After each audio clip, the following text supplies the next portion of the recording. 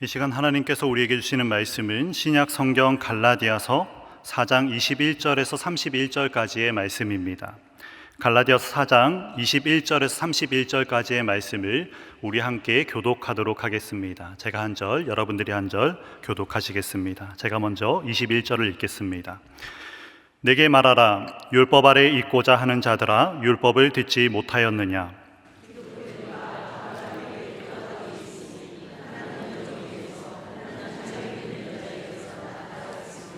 여종에게서는 육체를 따라 낳고 자유 있는 여자에게서는 약속으로 말미암았느니라.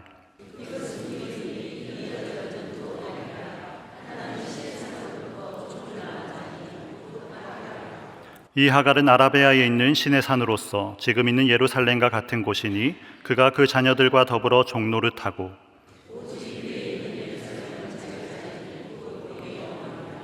기록된 바 잉태하지 못한 자여 즐거워하라. 상고를 모르는 자여 소리질러 외치라. 이는 홀로 사는 자의 자녀가 남편 있는 자의 자녀보다 많음이라 하였으니. 그러나 그때의 육체를 따라 난 자가 성령을 따라 난 자를 박해한 것 같이 이제도 그러하도다.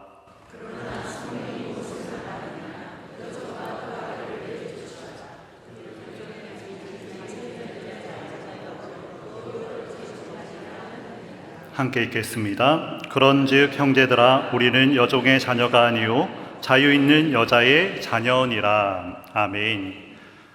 여러분 혹시 이런 생각해 보신 적 있습니까?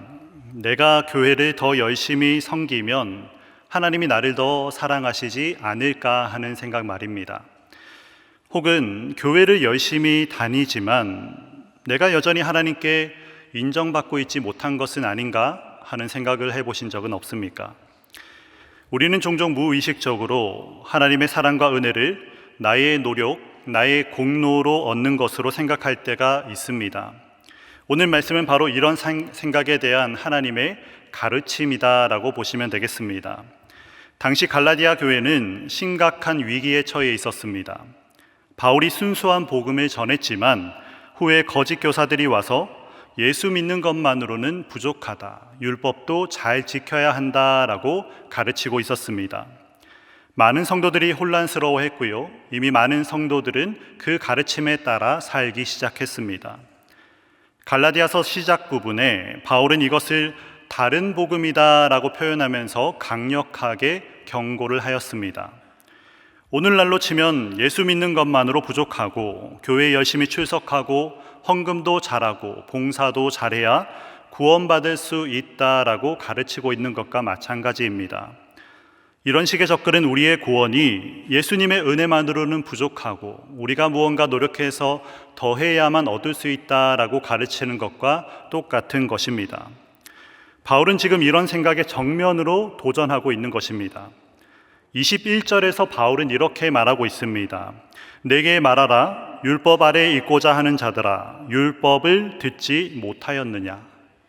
율법을 따르고자 하는 사람들에게, 너희가 율법을 잘 지켜야 된다라고 말하고 있는 사람들에게 너희가 율법을 듣지 못하였느냐라고 질문하고 있는 것입니다. 율법에 대해서 제대로 들어보라라는 것이지요.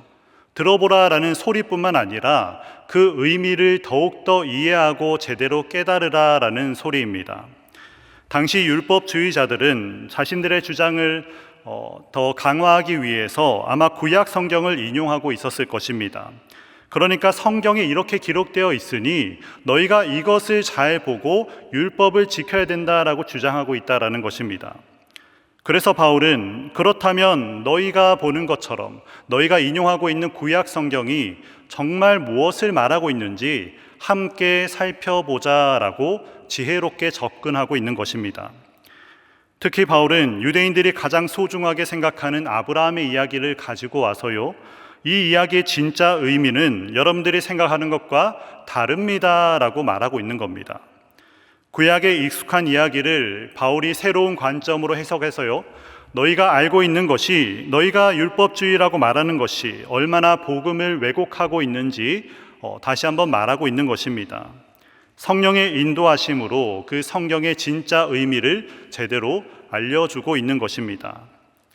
먼저 바울은 아브라함의 두 아들 이야기로 시작하는데요, 갈라디아서 4장 22절과 23절의 말씀을 우리 다 같이 읽어보도록 하겠습니다.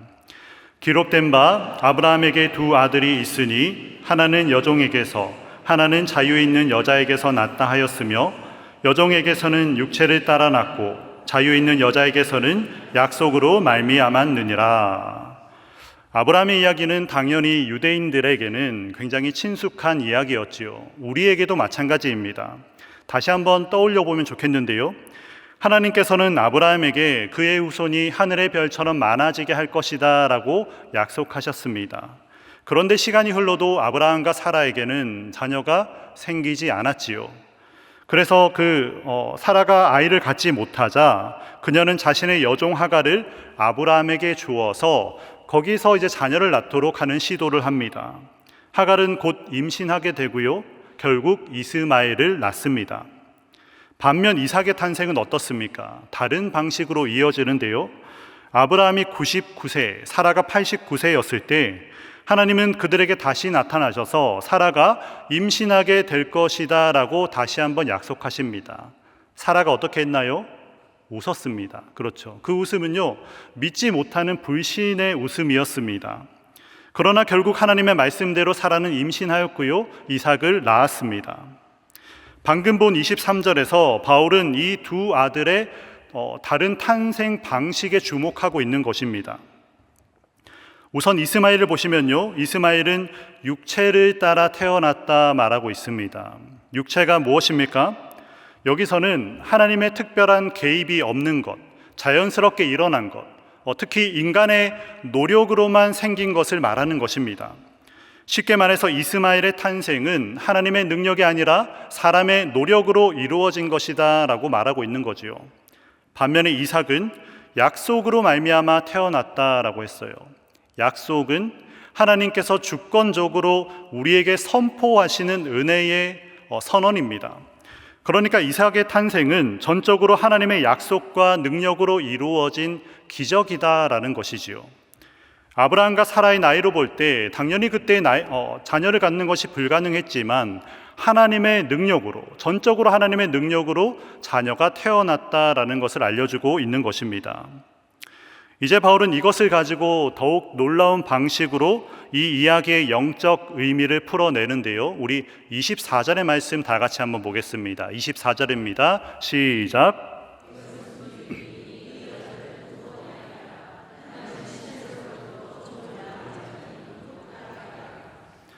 이것은 비유니라고 시작하고 있습니다. 비유다라는 것이 무슨 말입니까?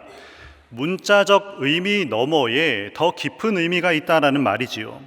바울은 하갈과 사라의 이야기가 단순히 역사적인 사건을 넘어서 하나님의 구원 계획에 관한 더 깊은 진리를 담고 있다라고 알려주고 있는 겁니다. 바울은 하갈과 사라라는 두 여인이 두 가지 언약이라고 했어요. 두 가지 언약. 하나님과 우리 사이에 두 가지 언약이 있는데 하갈과 사라로 두 가지로 나누어질 수 있다라고 알려주고 있는 겁니다. 첫 번째로 하갈은 신의 산에서 주어진 율법의 언약을 상징합니다. 우리 25절의 말씀도 같이 읽을게요. 이 하갈은 아라비아에 있는 신의 산으로서 지금 있는 예루살렘과 같은 곳이니 그가 그 자녀들과 더불어 종노릇하고. 신의 산이 어디입니까? 하나님께서 모세를 통해서 이스라엘 백성에게 율법을 주신 곳입니다. 바울은 이 율법의 언약이 종을 낳는다라고 말하고 있습니다. 그러니까 율법은 사람들을 자유롭게 하지 않고 종으로 만든다라고 말하고 있는 거예요. 더 놀라운 것은 바울이 하갈과 예루살렘을 연결시키고 있다라는 것입니다. 예루살렘은 또 어디인가요? 예루살렘은 유대인들에게 굉장히 자랑스러운 정체성의 중심지라고 할 수 있습니다. 하지만 바울은 지금 이 땅에 있는 예루살렘이 율법에 매여서 진정한 자유를 경험하고 있지 못하기 때문에 실제로는 영적인 종속 상태에 있다라고 알려주고 있는 겁니다. 유대인들은 스스로 이삭의 자유로운 후손이다라고 자랑스럽게 말하였지만 바울은 율법에 매인 모든 사람들이 실제로는 하갈의 자녀, 즉 종과 같다라고 선언하고 있는 것입니다. 그리고 두 번째 방식은 무엇인가요? 두 번째 방식은 사라에 대해서 말하고 있는데요. 사라는 약속의 언약을 상징한다라는 것입니다. 우리 26절도 보겠습니다. 시작. 오직 위에 있는 예루살렘은 자유자니 곧 우리 어머니라. 위에 있는 예루살렘이라고 합니다. 하늘의 예루살렘, 즉 새 예루살렘을 말하는 것이지요. 이는 은혜와 자유의 언약을 상징하는 것입니다. 이 땅에 있는 현재의 예루살렘이 율법과 종살이를 의미한다면 하늘의 예루살렘은 자유와 기쁨의 장소라는 것입니다. 이곳에서는 당연히 율법으로 인한 부담이나 죄책감이 전혀 없지요. 오직 하나님이 주시는 은혜로 인한 기쁨과 감사만 가득한 곳, 바로 하늘의 예루살렘을 말하는 것입니다. 바울은 이 하늘의 예루살렘을 곧 우리 어머니다라고 말하고 있어요. 이것은 그리스도인들의 진정한 정체성과 소속을 분명히 알려주고 있는 것입니다. 유대인들이 지상의 예루살렘을 그들의 어머니로 여겼다면 그리스도인들은 하늘의 예루살렘을 우리의 어머니로 여긴다라는 것입니다. 바울은 이 대비를 강화하기 위해서 이사야 54장 1절을 인용해서 27절의 말씀을 우리에게 주었는데요. 27절도 같이 읽어볼게요. 기록된 바 잉태하지 못한 자여 즐거워하라. 상고를 모르는 자여 소리질러 외치라. 이는 홀로 사는 자의 자녀가 남편 있는 자의 자녀보다 많음이라 하였으니. 이 예언은 원래 바벨론 포로 이후 회복될 예루살렘에 대한 예언이었습니다. 하지만 바울은 이 구절을 가지고 와서 더 깊은 의미를 부여하고 있습니다. 바울의 해석에 따르면 잉태하지 못하는 자는 누구일까요? 잉태하지 못하는 자는 바로 사라입니다. 사라를 가리켜서 잉태하지 못하는 자라 칭하고 있습니다. 사라는 오랫동안 우리가 잘 아는 것처럼 자녀가 없었습니다. 그리고 또 이것을 이어서 생각해 보면 마찬가지로 초기 그리스도교는 소수의 신자들로만 구성되어 있었다라는 것입니다. 그리고 반면에 남편 있는 자는 누구일까요? 하갈입니다. 하갈은 이스마엘을 통해서 일찍 자녀를 낳았습니다. 마찬가지로 유대교는 수천 년의 역사와 많은 추종자들을 가지고 있어서 겉으로 보기에는 굉장히 번성한 것처럼 보입니다. 하지만 바울은 홀로 사는 자의 자녀가 남편 있는 자의 자녀보다 더 많아질 것이다 선언하고 있습니다. 이 예언은 우리가 잘 아는 것처럼 역사적으로 성취가 되었지요. 초대교회는 엄청난 박해와 어려움 속에 시작했지만 오히려 교회는 전 세계로 확장되어서 수많은 민족과 국가에 널리 퍼져 있었다라는 것입니다. 하나님께서 당시 바울에게 보여주신 그 영적인 의미가 우리의 날에 실제가 되었다라는 것입니다. 이제 이어서 지금까지 우리가 보는 것처럼요, 먼저 역사적 이야기를 한번 보았고요, 아브라함을 통해서 역사적 이야기를 한번 보았고, 이것을 가지고 영적인 의미를 어떻게 바울이 해석하는지 보았습니다. 이제 바울이 이것을 가지고 현재적으로 어떤 의미가 있는지 우리에게 알려주는데요, 우리 28절을 한번 보겠습니다. 28절요, 같이 읽겠습니다. 형제들아, 너희는 이삭과 같이 약속의 자녀라. 바울은 갈라디아 성도들에게 그들의 정체성을 분명히 알려주고 있습니다. 갈라디아 성도들이 이삭과 같은 약속의 자녀들이다라고 알려주고 있는 겁니다. 비록 그들이 대부분 이방인으로서 육체적으로는 당연히 아브라함의 후손이 아니었지만 영적으로는 약속을 통해서 아브라함의 참된 자녀가 되었다라고 알려주고 있는 것입니다. 바울은 이미 갈라디아서 3장 7절에서 이렇게 말했습니다. 같이 읽을까요? 그런즉 믿음으로 말미암은 자들은 아브라함의 자손인 줄 알지어다. 믿음으로 말미암은 자들은 아브라함의 자손이다라고 알려주고 있습니다. 3장 29절에는 또 어떻게 말합니까? 같이 읽을게요. 너희가 그리스도의 것이면 곧 아브라함의 자손이요 약속대로 유업을 이을 자니라. 그리스도의 것이면 곧 아브라함의 자손이요 곧 유업을 이을 자다라고 알려주고 있습니다. 이것이 바로 그리스도인의 참된 정체성이다 알려주고 있는 겁니다.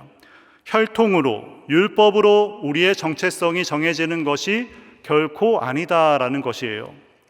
우리는 예수님을 믿음으로 말미암아 아브라함의 자손이 되었고 하나님의 약속의 자녀가 된 것입니다. 이 정체성이 주는 의미, 우리에게 주는 의미를 잠시 한번 생각해 보시기 바랍니다. 우리는 더 이상 자신의 행위나 노력으로 하나님께 인정받으려고 애쓰는 종이 아닙니다. 우리는 이미 하나님께서 은혜로 받아주신 사랑받는 자녀입니다. 이것은 우리의 삶의 방향과 동기를 완전히 바꾸는 놀라운 진리입니다. 우리의 삶의 방향과 동기를 완전히 바꾸는 진리입니다. 우리는 하나님의 사랑을 얻기 위해서가 아니라 하나님이 우리에게 이미 주신 그 사랑에 대해서 응답하면서 살아가는 것이다 라는 말입니다. 하나님의 사랑에 감격하고 기뻐해서 우리가 그 삶을 응답으로 살아간다라는 것입니다. 이것이 우리 진짜 정체성입니다. 하지만 이런 놀라운 정체성이 현실에서는 도전을 받을 수도 있다라는 것도 알려주고 있는데요. 우리 29절의 말씀도 한번 볼까요? 같이 읽겠습니다. 시작.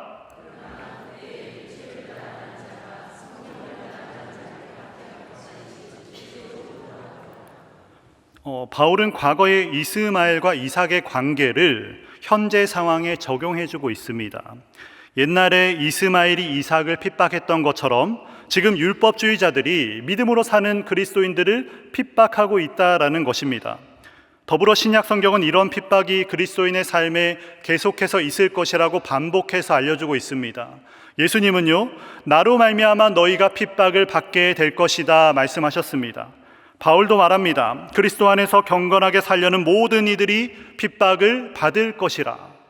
계속해서 반복해서 우리에게 알려주고 있다라는 것입니다. 이렇게 약속의 자녀들이 핍박을 받는 상황에서 우리는 어떻게 해야 하겠습니까? 적당히 타협하고 이중적인 정체성을 가지고 살아가면 되겠습니까? 아니면 은혜와 율법을 적절히 혼합하여서 사는 것이 더 좋겠습니까? 바울은 이런 의문에 대해서 갈라디아서 4장 30절을 통해 단호하게 대답을 해주고 있습니다. 같이 읽겠습니다. 그러나 성경이 무엇을 말하느냐? 여종과 그 아들을 내쫓으라.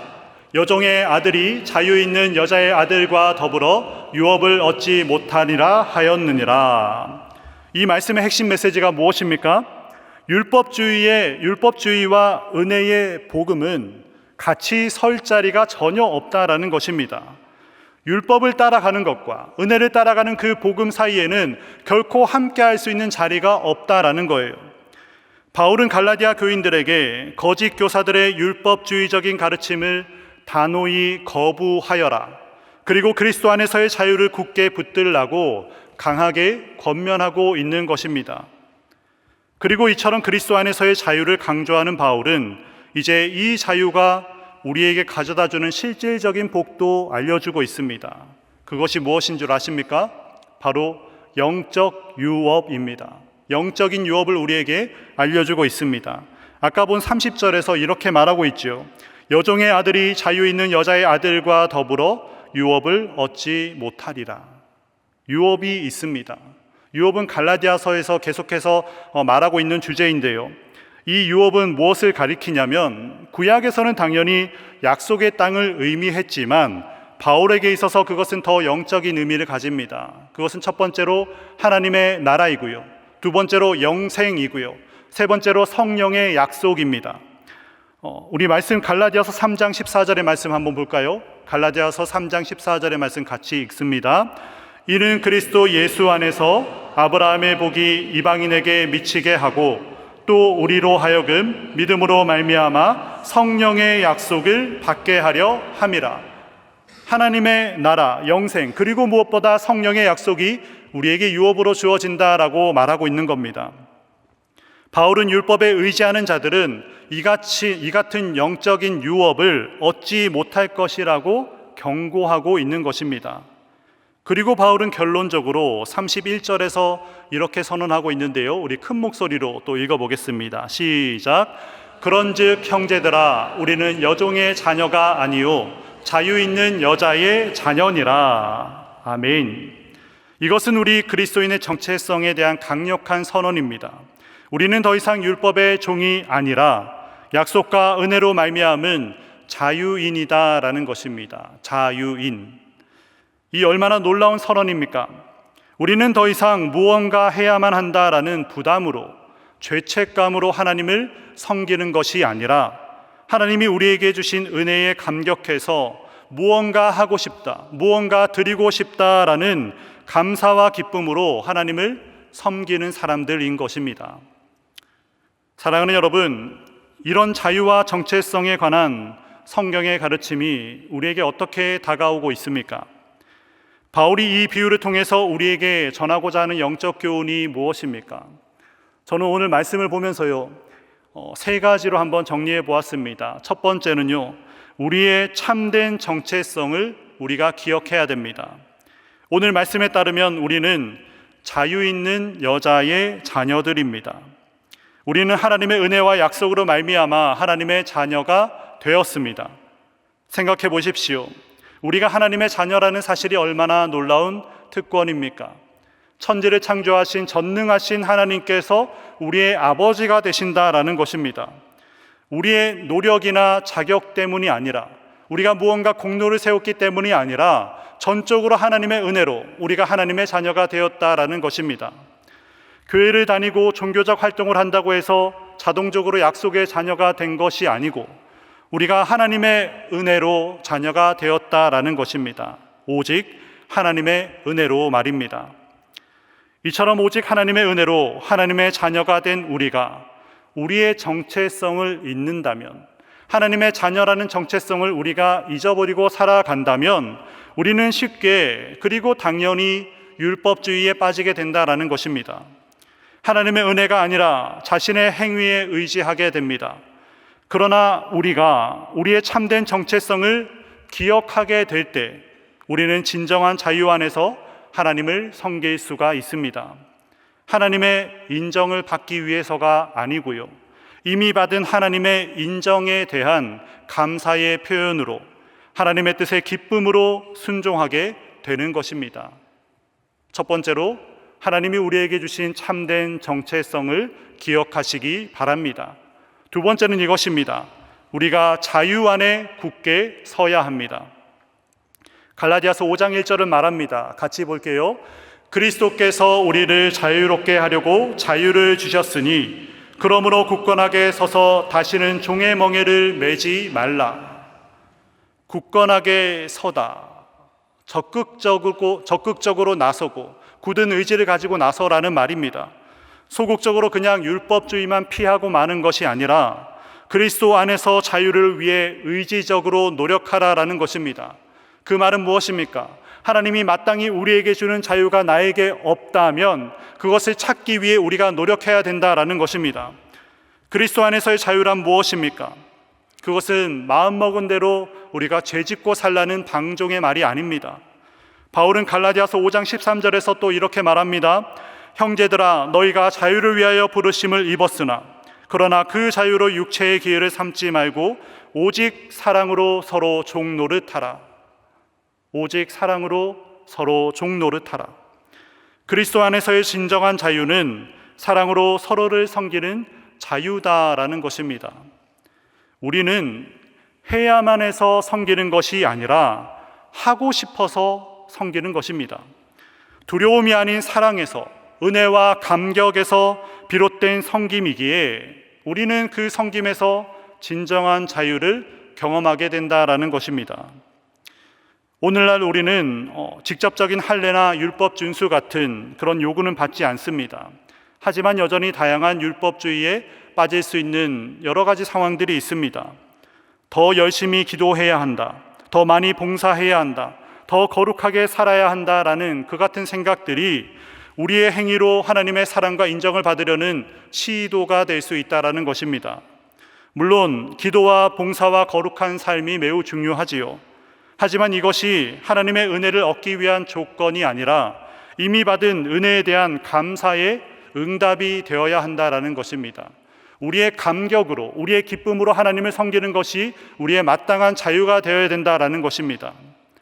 율법주의는 끊임없는 불안, 죄책감, 그리고 자기 의로움을 낳습니다.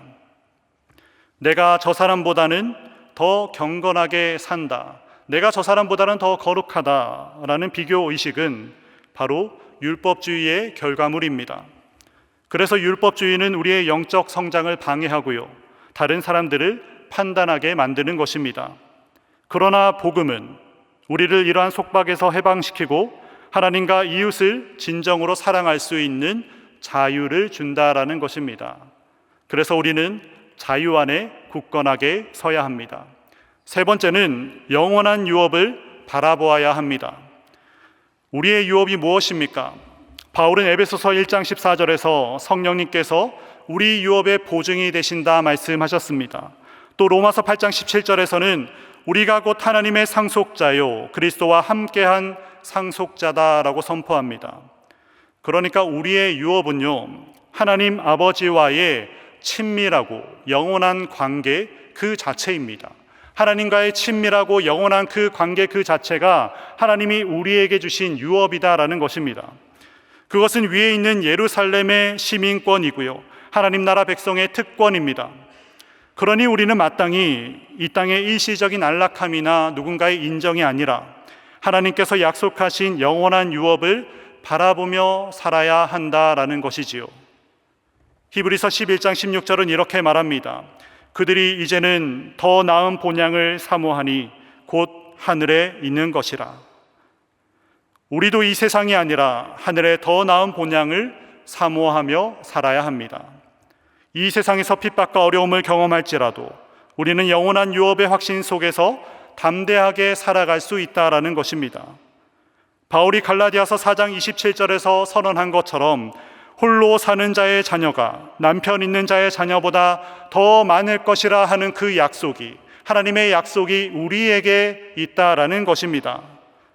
비록 세상 속에서 우리가 약하고 적은 무리처럼 보일지라도 하나님의 약속 안에서 풍성한 열매를 맺게 될 줄로 믿으시기 바랍니다.